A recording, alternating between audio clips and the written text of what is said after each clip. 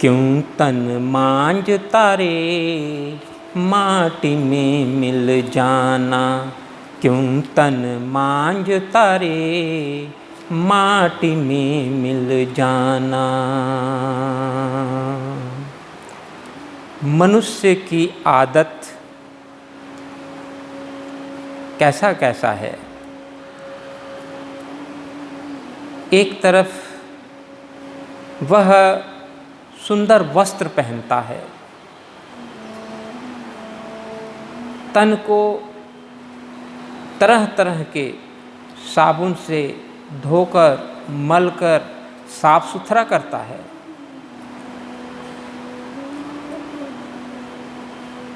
शरीर को सुगंधित करने के लिए वस्त्र में और शरीर में नाना प्रकार के महंगे से महंगे इत्र लगाता है और इसी प्रकार का कार्य अपने देह के ऊपर करता है। करीब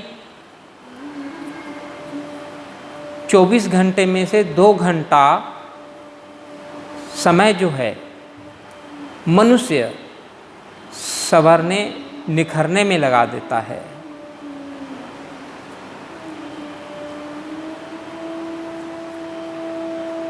किंतु यहाँ पर सवाल उत्पन्न होता है कि शरीर को धो लिया, तन को धो लिया, इत्र से महका लिया, संवर गया, लेकिन मन का क्या? मन तो मैला है। मन के मैल का क्या? कपड़े में थोड़ा सा दाग लग जाए तुरंत उतार के रख देता है। चेहरे में थोड़ा सा मैल का दाग लग जाए तुरंत धो लेता है। लेकिन मन का मैल, इस ओर इसका ध्यान नहीं जाता है। इसीलिए क्या फरमा रहे हैं भाई, क्यों तन मांझता रे माटी में मिल जाना। जिस शरीर को तू धोने में लगा है, इत्र लगाने में, चमकाने में लगा है, उसने तो माटी में मिल जाना है। लेकिन जो मन के ऊपर मैल चल रहा है, उन मैलों का क्या? तुझे तो पता ही नहीं है कि तेरे मन में किस किस प्रकार का मैल लग रहा है।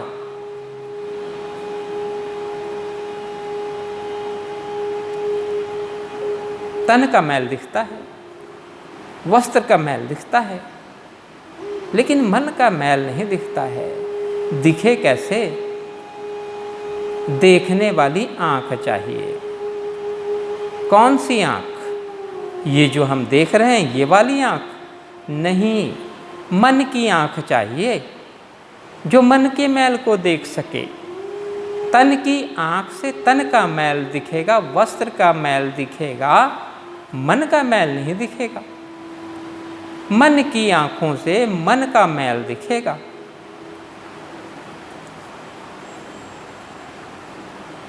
और जब तक मैल नहीं दिखेगा, सफाई कैसे होगी? बाहर का मैल क्या है? वस्त्र पे लगे चाहे तन पे लगे, कीचड़ है, धूल मिट्टी है, डस्ट है, कालिक है, इन्हीं से तन मैला होता है, वस्त्र मैला होता है। लेकिन डस्ट से, कालिक से मन मैला नहीं होगा। तो कौन से चीज से मन मैला हो रहा है?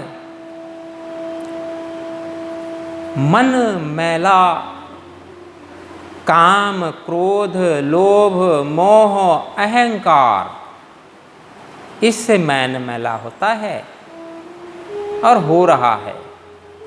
एक का नहीं, संपूर्ण विश्व में जितने भी मानव हैं उन सब को काम, क्रोध, लोभ, मोह, अहंकार रूपी मैल लगता है।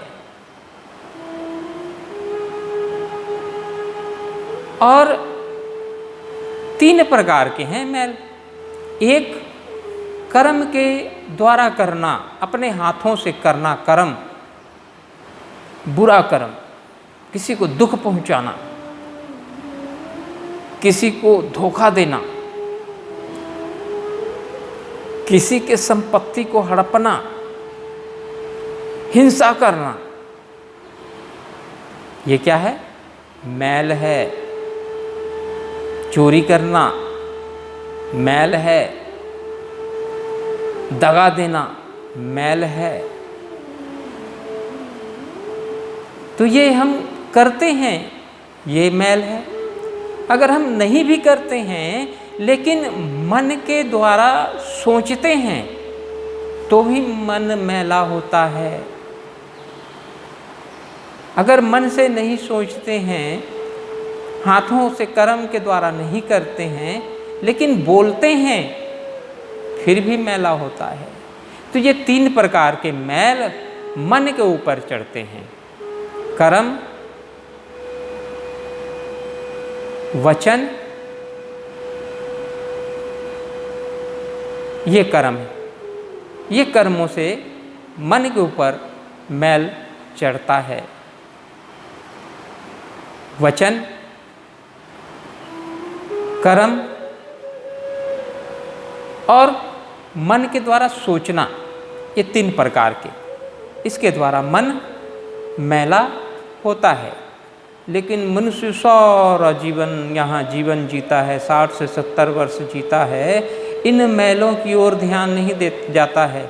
अब सोचो, बचपन से लेकर बुढ़ापे तक 60-70 वर्ष उम्र तक सारे ये कर्म करता है, काम, क्रोध, लोभ, मोह, अहंकार। तो एक के ऊपर एक मैल, फिर उसके ऊपर फिर मैल, फिर उसके ऊपर फिर मैल। ये जो 60-70 साल का जीवन है, इसमें रोज किसी न किसी मैल का मन के ऊपर चढ़ाव होता है। तो एक के ऊपर एक परत जमते जमते जमते बहुत परत हो जाता है। कैसे? जैसे एक हीरा बेशकीमती है, लेकिन यदि हम उसके ऊपर पतरा परत कपड़े का देते जाएं एक के बाद एक, तो उसकी अहमियत, उसकी जो हैसियत है, हकीकत है, उसने तो दिखना ही नहीं है। उसी प्रकार मन के ऊपर मैल चढ़ने से मन मैला है।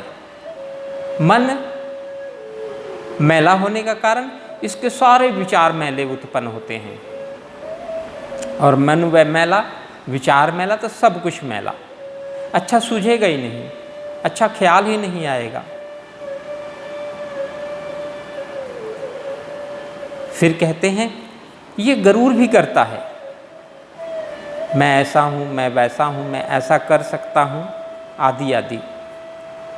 तो इसीलिए कहते हैं क्यों तन मांझता रे माटी में मिल जाना, माटी ओढ़े माटी पहने माटी का लिया सिरहाना। कि इतना कुछ करने के बाद अंत समय में मन को मैला सारा जीवन किया, और उस मन को मैला ही शमशान घाट तक ले जाता है और वहाँ पर लेट जाता है। उस समय कोई बिस्तरा नहीं होता है, माटी का बिस्तरा रहेगा, माटी का सिरहाना रहेगा, माटी का ओढ़ने के लिए माटी ही रहेगा, सब कुछ माटी। अगर चिता पे लेटता है तो लकड़ी ओढ़े, लकड़ी पहने, लकड़ी का लिया सिरहाना। नीचे लकड़ी, ऊपर लकड़ी, यानी चारों दिशा लकड़ी ही लकड़ी। और मैले मन को लेके यहाँ से चला जाता है। ये पाप क्या है? पाप का रंग रूप क्या है?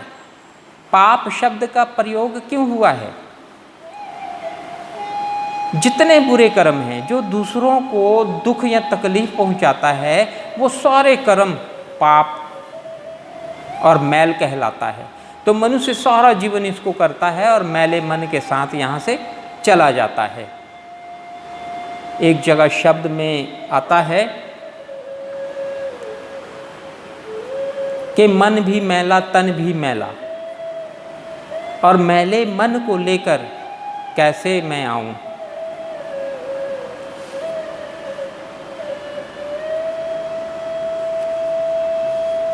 फिर कहते हैं झूठी काया झूठी माया,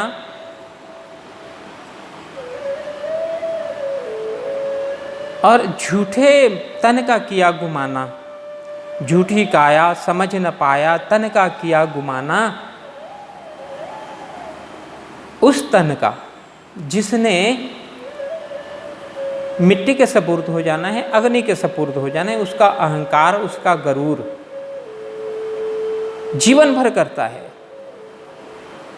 और मैले मन को लेकर यहाँ से चल देता है। तो इसीलिए कहते हैं, अय भाई, जिस प्रकार तू तन को मांझने में लगा है, मन को भी मांझ ले, मन को भी साफ सुथरा पवित्र कर ले। जिस प्रकार हीरे के ऊपर वस्त्र ढक देने से उसकी चमक, उसकी लाइट खत्म हो जाती है, और लेकिन जैसे उसका परत हटाएंगे, कपड़े से उसे हटाएंगे तो उसकी चमक फिर दिखेगी। उसी प्रकार मन की जो असली ताकत है, विवेक है, वो सब परत के ऊपर, एक परत के ऊपर दबते दबते दबते यह मैला मन, इसकी ताकत खत्म हो गई है। ये अपने आप की पहचान नहीं कर पा रहा है। फिर इस शरीर का गुमान क्यों करना, जिसने हमें समय आने पर नोटिस देना शुरू कर देना है। सबसे पहले शरीर के हर जोड़ों में दर्द शुरू हो जाना, कमर में, घुटने में, गर्दन में, पीठ में, जोड़ों में दर्द। तो ये जो है दर्द है, ये हमको नोटिस मिलता है कि भाई अब तेरा समय आने वाला है, अब तुझे यहाँ से जाना है।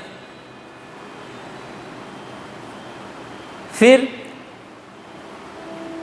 बाल भी नोटिस भेजता है, पकना शुरू हो जाता है कि बस अब तेरा मेरा समय खत्म हो गया है।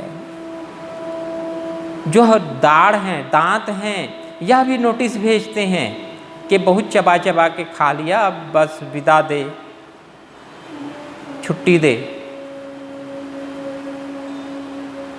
जीभ भी कहता है बहुत स्वाद ले लिया है, अब तो चेत जा, वो भी नोटिस देता है।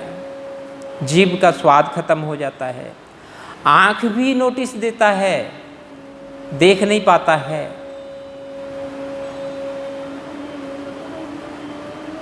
नज़र नहीं सूझता है। पेट के जो अंग हैं, आंतरिक, लीवर हैं, किडनी हैं, ये काम नहीं करते हैं, खाना हजम नहीं करते हैं। यह भी नोटिस देते हैं, भाई बहुत चीज़ रह लिया इस संसार में, अब चलने की तैयारी कर ले। लेकिन मनुष्य है कि समझता ही नहीं है, वह सोचता है कि मैंने तो यहीं रहना है, हमेशा रहना है, मैंने यहाँ से जाना नहीं है, जाने वाले कोई दूसरे होंगे। फिर संसार में इतना उलझा रहता है, इतना उलझा रहता है कि इसको फुर्सत ही नहीं रहता है। इसीलिए कहते हैं, भाई फल के जैसे तन तेरा पाके भुइयां में गिर जाना, माटी अचरा माटी गोदी माटी में सो जाना। जैसे एक वृक्ष से फल पकता है और पककर जमीन पे गिर जाता है, वृक्ष से पत्ता पकता है और झड़ जाता है, गिर जाता है, वही हाल मनुष्य देह का है। इसने भी एक झड़े हुए पत्ते की तरह झड़ जाना है, पके हुए फल की तरह पककर गिर जाना है। फिर कहते हैं, काया माया जगत सराया अंत समय पछताना। जैसे यह संसार एक मुसाफिर खाना है, यहाँ हर कोई अपनी सफ़र तय करने के लिए आते हैं, कुछ समय के लिए आते हैं, सफ़र तय करते हैं, चले जाते हैं। जैसे उदाहरण के लिए हम अपने घर से कहीं निकलेंगे तो सड़क मिलेगी, उस सड़क से आगे होते हुए जाएंगे तो चौक आएंगे, चौराहे आएंगे, उनको पार करते हुए हम मंजिल पर जाते हैं। उसी प्रकार मनुष्य जीवन है, इसमें भी चौक चौराहे आते हैं। इसमें जो पहला चौक है वो बचपन है, दूसरा जो चौक चौराहा है वो जवानी है, और तीसरा चौक चौराहा बुढ़ापा है। उसके आगे कोई चौक चौराहा नहीं है।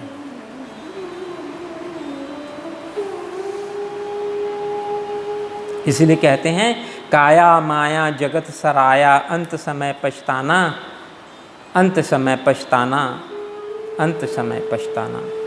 तो पछताने से पहले भाई तन को मांझ रहा है, मन को भी मांझ ले, अर्थात सारे प्रकार के जो बुरे कर्म हैं जिससे दूसरे लोगों को हानि पहुंचता है, दुख पहुंचता है, वो सारे कर्म त्याग दे।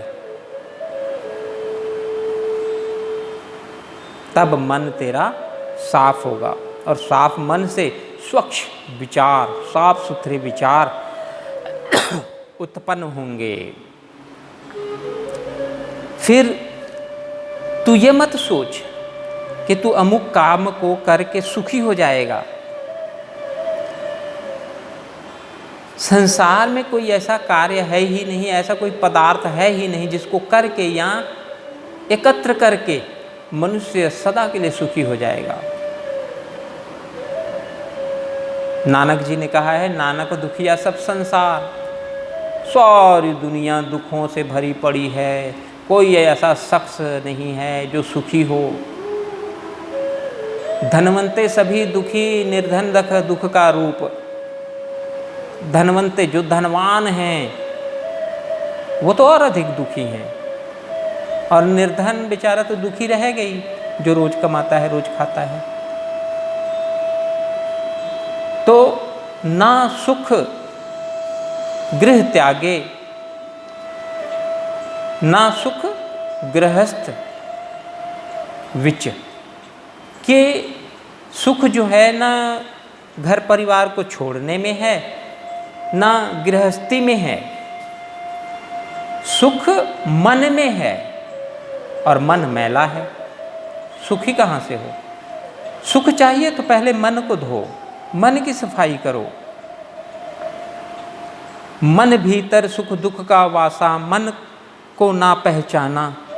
सुख दुख सारे मन से उपजे, मन की मति न जाना। मन नचाए जग को सारे, मन को कोई न जाना। कहने का भाव कबीर जी ने कहा था, मन के मते न चलिए, मन के मते अनेक, कि भाई मन के कहे मत चलो, क्योंकि मन पल पल छिन छिन नए नए विचार उत्पन्न करता है, नई नई चीज़ों की मांग रखता है। आप किस किस मांग को उसकी पूरी करोगे, कौन कौन सी इच्छाओं को पूरी करोगे, नहीं कर पाओगे। इसलिए उसका कहना मत मानो, मन के मते न चलिए।